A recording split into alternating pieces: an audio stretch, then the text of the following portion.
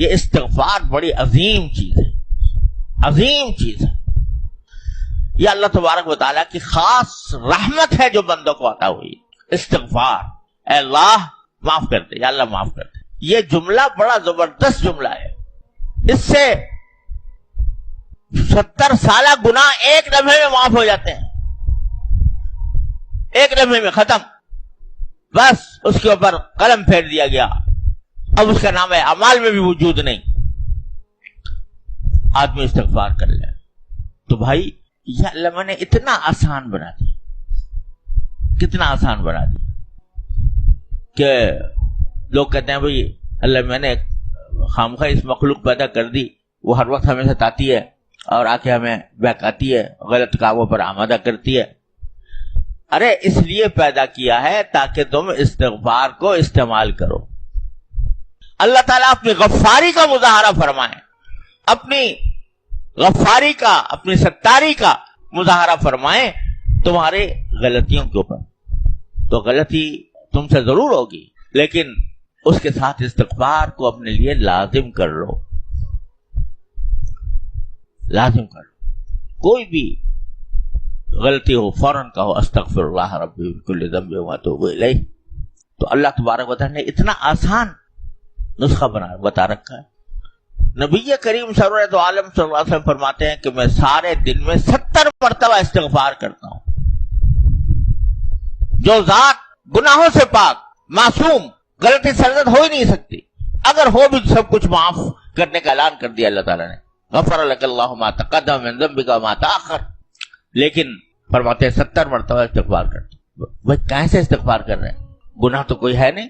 تو علماء کرام نے فرمایا کہ اصل میں نبی کریم سرورت عالم کی ذات والا صفات میں پہ ہم ترقی ہو رہی تھی. ہر لمحے ترقی کے ایک زینے پر چڑھ گئے اور آگے پہنچے تو اس سے ایک اور زینہ آگے اور زینہ. تو جب اگلے زینے پر پہنچتے تو پچھلا جو مقام تھا یا پچھلا جو درجہ تھا وہ بھی آپ کو ایک گناہ نظر آتا تھا. ایسا نظر آتا تھا کہ یہ میری غلطی تھی کہ میں اس مقام پر تھا، مجھے تو اور آگے بڑھنا چاہیے. تو اس پر استغفار فرماتے.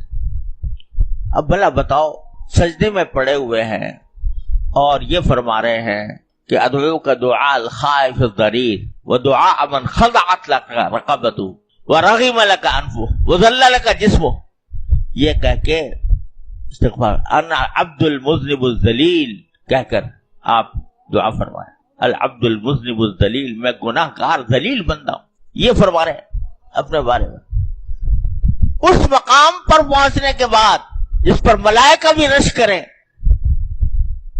اور اس روئے زمین پر آسمان اور زمین کے درمیان ایسا شاہکار اللہ نے کوئی اور پیدا نہیں کیا، اور وہ اپنے آپ کو کہہ رہے ہیں العبد المذنب الذلیل، میں گناہ گار ذلیل بندہ. تصور تو کرو، یہی جو عبدیت تھی، اس عبدیت نے اس مقام تک پہنچایا. عبدیت کا کمال یہ تھا کہ اپنے آپ کو یوں کہیں العبد المذنب الذلیل.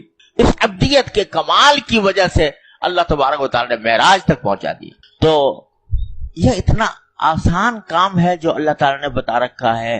استغفار، جہاں غلطی ہو استغفار، جہاں غلطی ہو استغفار. بعض طبیعتیں ایسی ہوتی ہیں کہ ان کے منہ پر یہ جملہ آنا بڑا بھاری لگتا ہے انہیں کہ بھئی مجھ سے غلطی ہو گئی. طبیعتیں بعض ایسی ہوتی ہیں، کوئی بھی ان کو سامنے کوئی بات کہہ دو فوراً اس کی کوئی تعویل شروع کر دیں گے، فوراً اس کی کوئی توجیہ بیان کرنا شروع کر دیں گے. یہ کہنا ان کو بہت بھاری ہوتا ہے کہ مجھ سے غلطی ہو گئی، مجھے معاف کر دو. اللہ تعالی ہمیں ان میں سے نہ بنائے. سب سے بہترین خیر الخطائین التوابون کلکم خطاؤون. تم سب خطا کار ہو، لیکن خطا کاروں میں سب سے بہتر وہ ہے جو توبہ کرنے والے ہیں. تواب کے کیا معنی؟ بہت توبہ کرنے والا. بہت توبہ کے اندر ایک بات نکلتی ہے ذرا کہ بھئی توبہ تو ایک مرتبہ کر لی تو سب قصہ پاک ہو گیا نا. تو ایک مرتبہ کر لینا، اور یہ بزرگوں نے کہا بھی ہے کہ جب ایک مرتبہ صدقے دل سے توبہ کر لے آدمی تو پھر بھول جائے اس گناہ اور اس کا وظیفہ لے کے نہ بیٹھے کہ مجھ سے یہ ہو گیا تھا، یہ ہو گیا تھا، بلکہ اس کو بھول جائے. تو اب یہ بار بار توبہ کیا ہوئی؟ تواب، بار بار توبہ، مطلب یہ کہ غلطی بھی بار بار ہو رہی ہے، توبہ بھی بار بار کر رہا ہے. اپنی طرف سے عزم تو یہ ہے کہ نہیں کروں گا، لیکن پھر بتقاضائے بشری پھر ہو جاتا ہے، پھر توبہ کرتا ہے، پھر ہو جاتا ہے، پھر توبہ کرتا ہے. اور یہی معنی ہے اس حدیث کے جس پر رسول کریم صلی اللہ علیہ وسلم نے فرمایا کہ ما اصر من استغفر ولو عاد 100 مرہ او کما قال صلی اللہ علیہ وسلم، کہ جو آدمی استغفار کرتا ہے وہ اصرار کرنے والوں میں نہیں ہوتا، شامل ہوتا.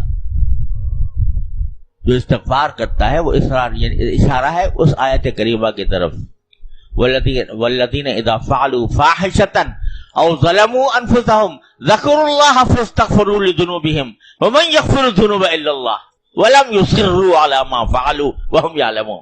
کیسے پیار سے اللہ تبارک و تعالیٰ نے فرمایا والذین، وہ اچھے لوگوں کا ذکر کرتے ہوئے فرمایا کہ جن سے اگر کوئی بے حیائی کی بات ہو گئی یا انہوں نے اپنی جانوں پر ظلم کر لیا تو پھر فوراً اللہ میاں کو یاد کرتے ہیں اور اپنے گناہوں کی مغفرت طلب کرتے ہیں، اور بیچ میں جملہ کہہ دیا وَمَن يَغْفِرُ الذُّنُوبَ إِلَّا اللَّهُ، ارے بھائی اللہ میاں کے سوا مغفرت کرے گا بھی کون؟ اور پھر وَلَمْ يُصِرُّوا عَلَىٰ مَا فَعَلُوا، جو کچھ کیا تھا اس پر اصرار نہیں کرتے. اصرار کرنے کے معنی یہ ہے، ایک تو یہ وہی سینہ زوری کہ نہیں میں نے تو ٹھیک کیا تھا، یا اصرار کے معنی یہ ہے کہ ابھی پہلے سے اسی وقت سے ارادہ ہے کہ مزید کروں گا، اگرچہ غلطی ہے مگر کروں گا. تو اب اللہ تعالیٰ اس حدیث میں فرماتے ہیں کہ جو شخص استغفار کرتا ہے، استغفار کرتا رہتا ہے، وہ اصرار کرنے والوں میں نہیں لکھا جاتا، چاہے 100 مرتبہ گناہ کیا ہو. لیکن اگر استغفار کرتا رہا تو انشاءاللہ وہ اصرار کرنے والوں میں نہیں لکھا جائے گا. کبھی نہ کبھی معافی بھی ہوگی اور کبھی نہ کبھی انشاءاللہ اصلاح بھی ہو جائے گی. لیکن استغفار کو نہ چھوڑے، اللہ تعالیٰ کے بارگاہ میں حاضر ہو کر یہ کہنا نہ چھوڑے کہ ربنا ظلمنا انفسنا وان لم تغفر لنا وترحمنا لنکونن من الخاسرین. تو بھائی اللہ تعالیٰ کی رحمت کو دیکھو کہ کیسا اسلحہ دے کر ہمیں بھیجا، ایسا اسلحہ دے کر بھیجا شیطان کو بھگانے کے لیے، شیطان کو نامراد کرنے کے لیے، کہ استغفار کا نسخہ تمہیں دے دیتے ہیں. یہ کہہ دیا کرو ربنا ظلمنا انفسنا وان لم تغفر لنا وترحمنا لنکونن من الخاسرین. تو انشاءاللہ تمہاری شیطان تمہیں اگر غلط راستے پر لے بھی جائے گا تو اس کو ہماری طرف تمہیں ہماری طرف سے معافی مل جائے گی جب تم یہ آ کر کہو گے. تو حاصل تو یہ نکل رہا ہے کہ اللہ تبارک و تعالیٰ نے آدم علیہ السلام کو دنیا میں بھیجنے سے پہلے یہ 2 قسم کی غلطیاں کرا کے دکھا دی. ایک ابلیس کی غلطی ہے، ایک آدم و حوا کی غلطی. دونوں کی فطرت کا فرق بھی واضح فرما دیا. اور جب یہ ربنا ظلمنا انفسنا وان لم تغفر لنا وترحمنا لنکونن من الخاسرین سے لیس ہو گئے تو کہا فاہبطوا، اب اتر جاؤ زمین کی طرف، اب اس قابل ہو کے جا کر شیطان سے مقابلہ کر سکو گے. اللہ تعالیٰ اپنے فضل و کرم سے، اپنے رحمت سے ہم سب کو استغفار کی توفیق عطا فرمائے. اپنے گناہوں پر یا اللہ اصرار کرنے کے بجائے یا اللہ بخشش کی طرف، بخشش مانگنے کی طرف ہمیں متوجہ فرما دے. یا اللہ اپنے رحمت سے، اپنے فضل و کرم سے ہمارے گناہوں کو معاف فرما دے. ربنا ظلمنا انفسنا وان لم تغفر لنا وترحمنا لنکونن من الخاسرین.